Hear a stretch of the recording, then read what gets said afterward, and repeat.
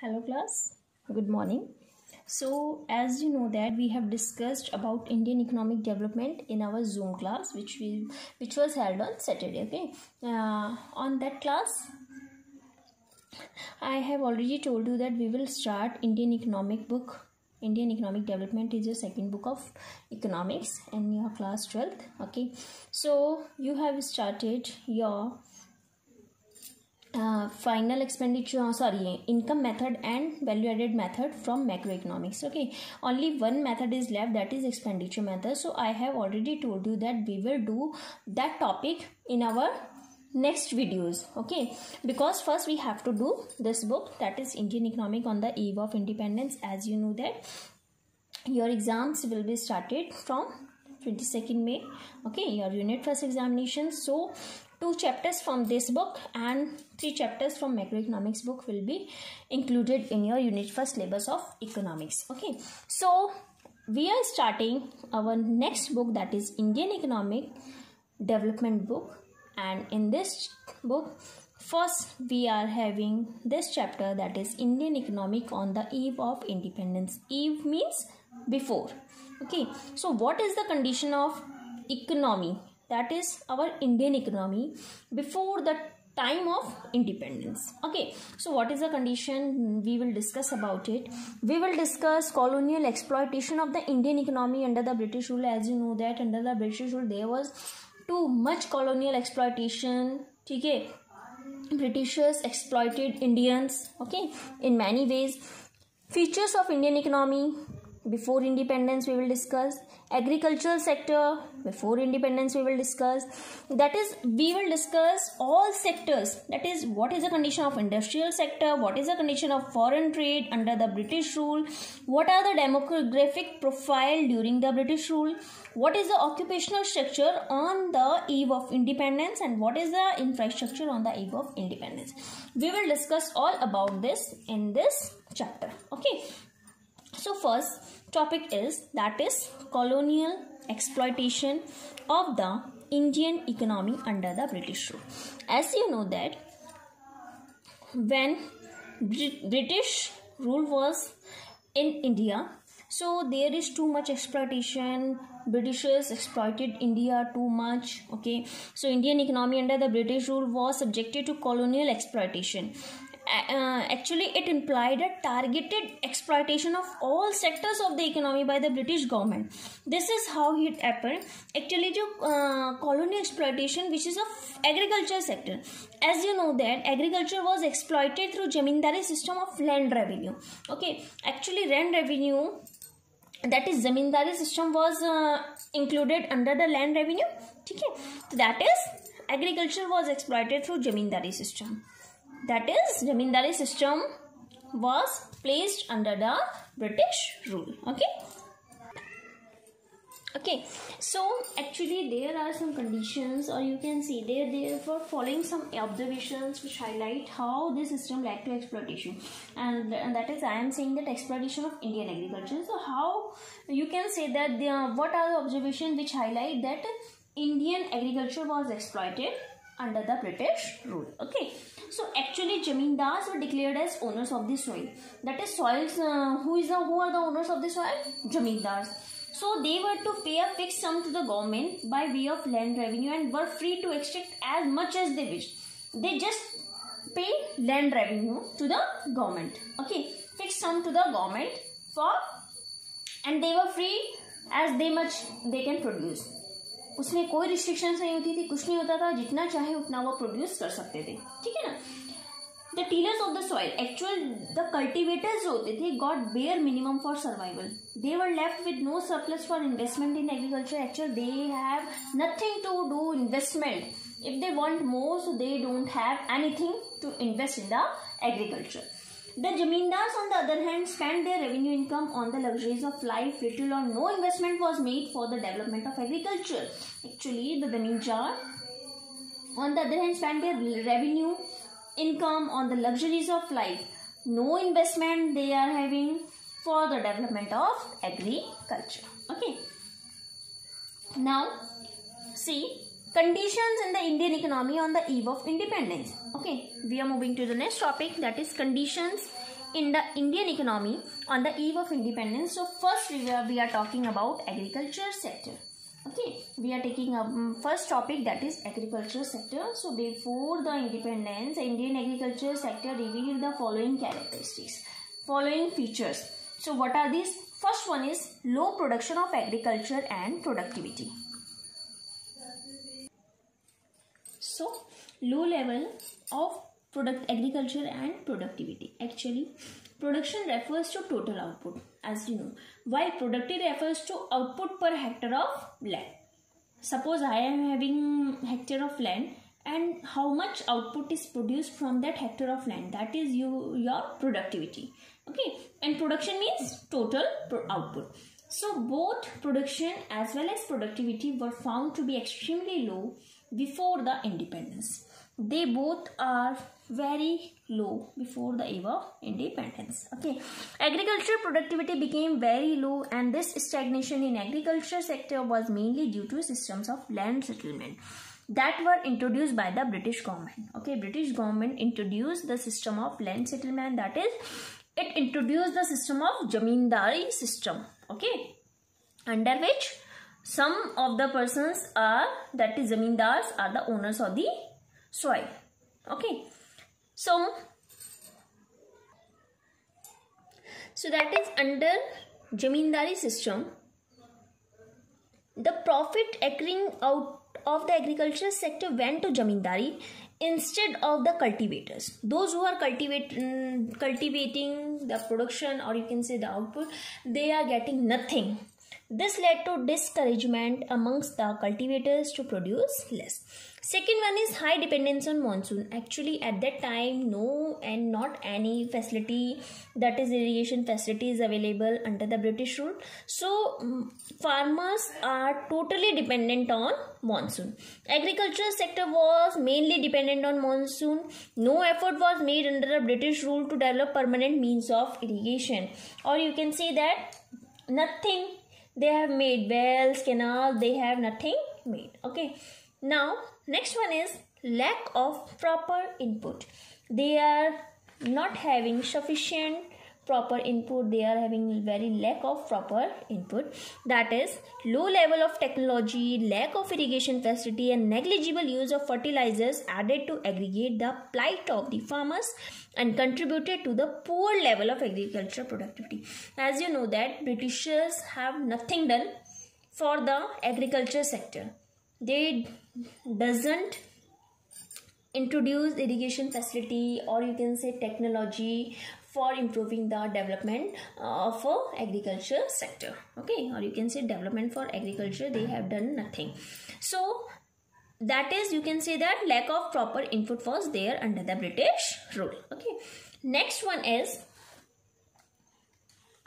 industrial sector. So what is the condition of industrial sector before the eve of independence? Okay, so see, actually systematic deindustrialization is the term that describes the status of industrial sector during the British rule. So it implied the two things. What is that? That is decay of world famous traditional handicraft industry owing to discriminatory policy of the British government. Okay, because British government have made many restrictions for traditional handicraft industry.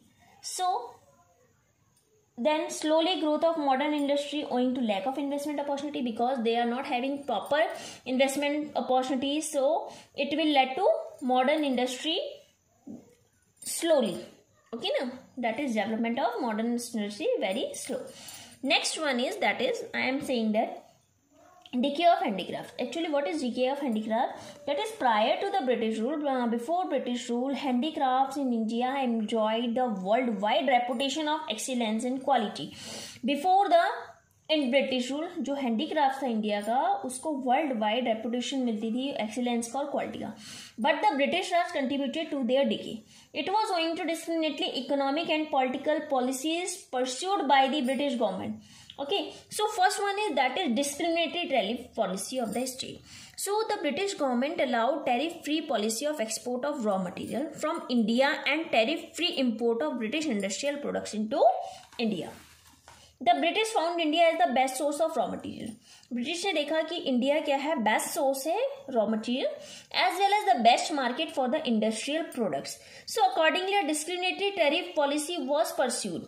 So it allowed tariff free export of raw material from India and tariff free import of British industrial products into India. But at the same time, heavy duty was placed on the export of Indian handicraft products. So the main motive was that India cannot compete with other, or you can say cannot compete globally.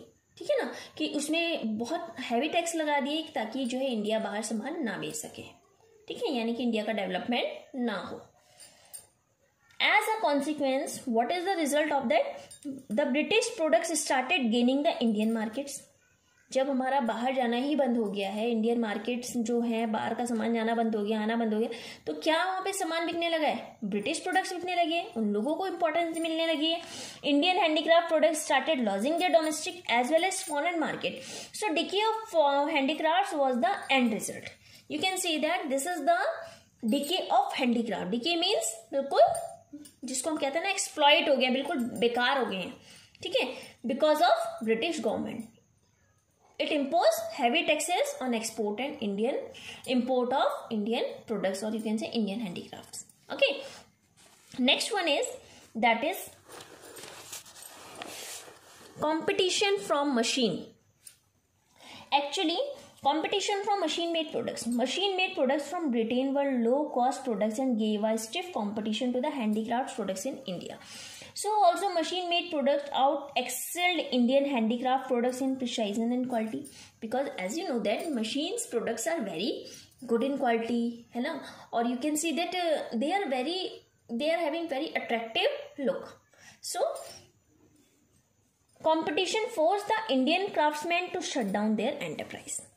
So what is the result of that? Indian enterprises shut down their enterprises. ठीक है, Indian craftsmen shut down their enterprises.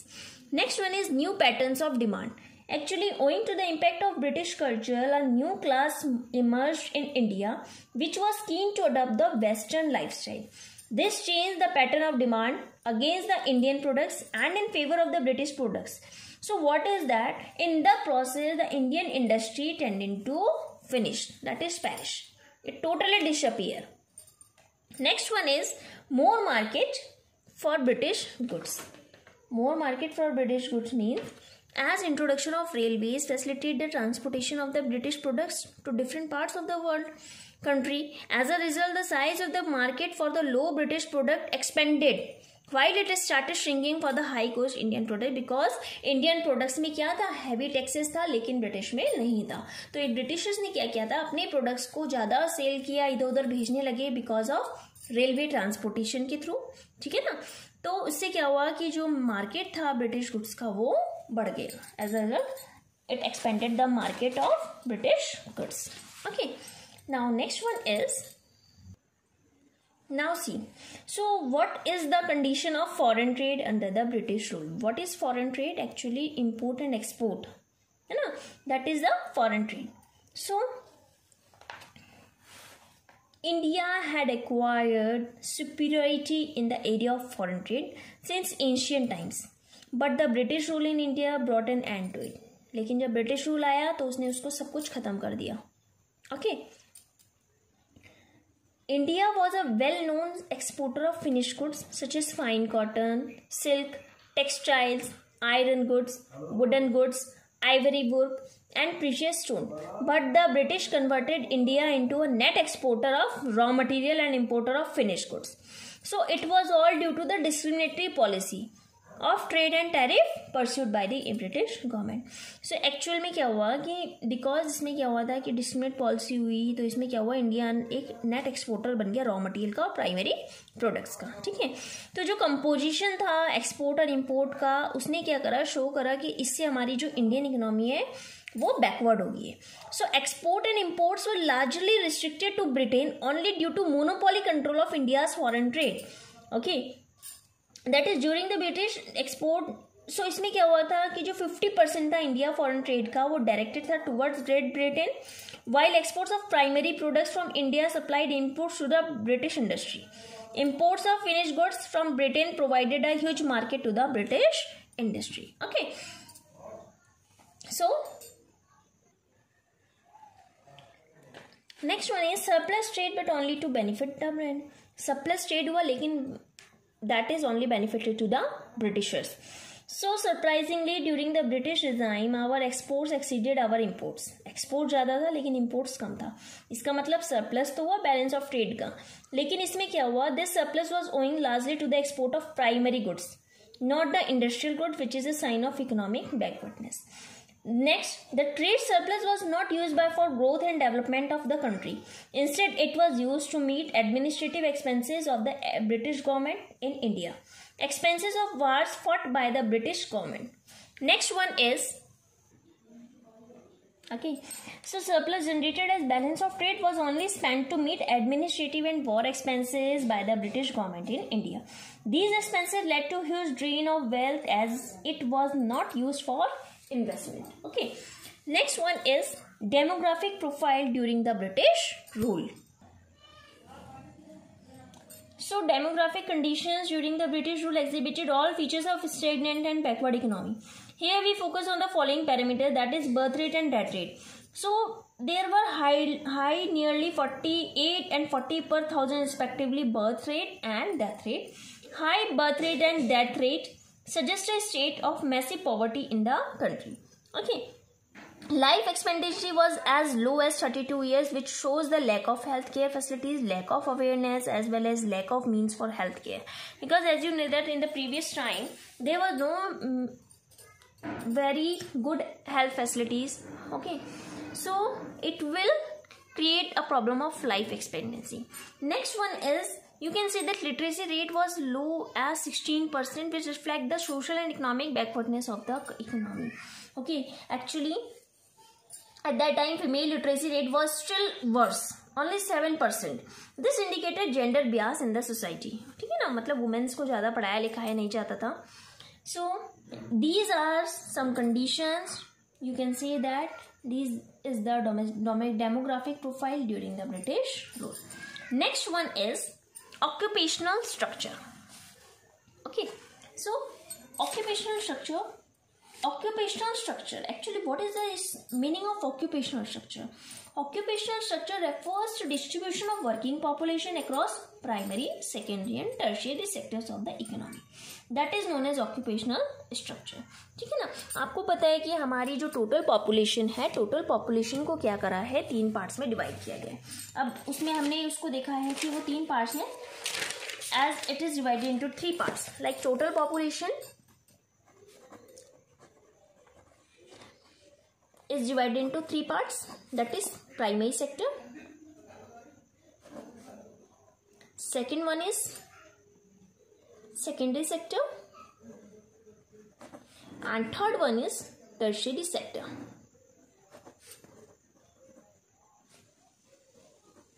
So as you know that primary sector is also known as agricultural sector. Secondary sector is also known as manufacturing sector, or you can say industrial sector. Okay, and tertiary sector is also known as service sector because it provides service to the people.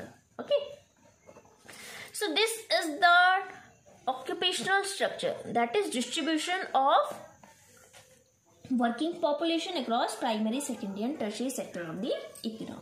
Okay, so actually in agriculture the principal source of occupation means the principal source of occupation is agriculture sector, but before independence about 72.7% of working population was engaged in agriculture. As you know that पहले जो main लोग depend होते थे वो किस पे होते थे, agriculture पे, and it was about 72.7%.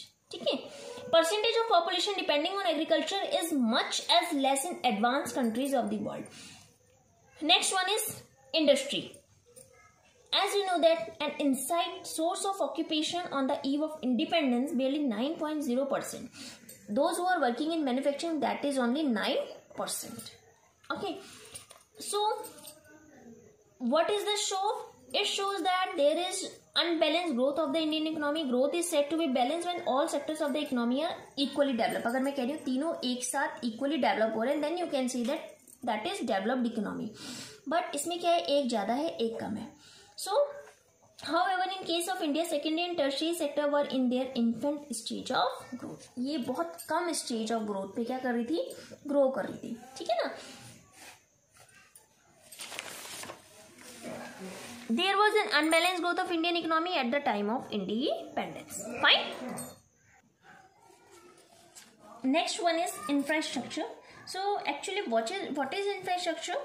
Infrastructure refers to the elements of economic change like means of transport, communication, banking, power, or you can say that growth of educational, health, housing. This all included under the infrastructure, okay, which serve as the foundation for growth and development of a country. They all are the elements for the development of the country. So the state of India's infrastructure before independence can be described in terms of like railways were developed to transport finished goods from Britain to interiors of the colonial India. So what is their aim? It aimed at widening the size of the market to the British products in India. Ports were developed to handle export of raw material to British and import of finished goods from Britain.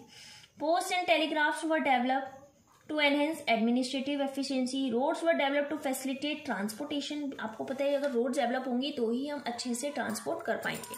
ठीक है ना. Briefly, some modest infrastructure change in the economy during the British Raj is not denied. But the motive behind this change was not the growth and development of the Indian economy. Rather, it was the growth and development of the British economy through colonial exploitation of the Indian economy.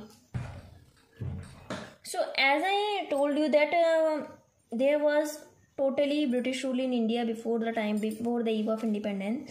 So certainly, was there any positive impact of British rule in India? Certainly not, because if the impact of the British rule is studied with reference to motive of British government in India, the motive was clear and focused. It was colonial exploitation of the Indian economy. हमने देखा है कि सब कुछ क्या है, उन्होंने exploit किया है हमारी Indian economy को. ठीक है ना.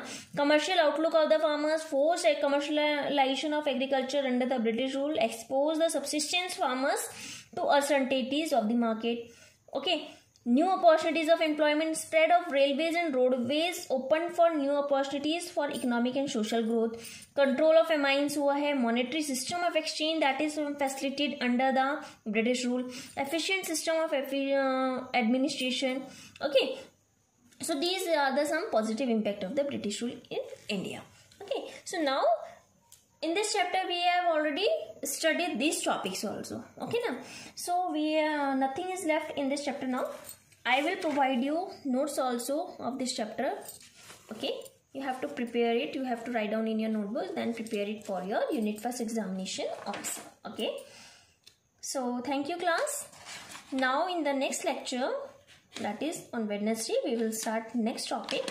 That is next chapter. Okay. Thank you.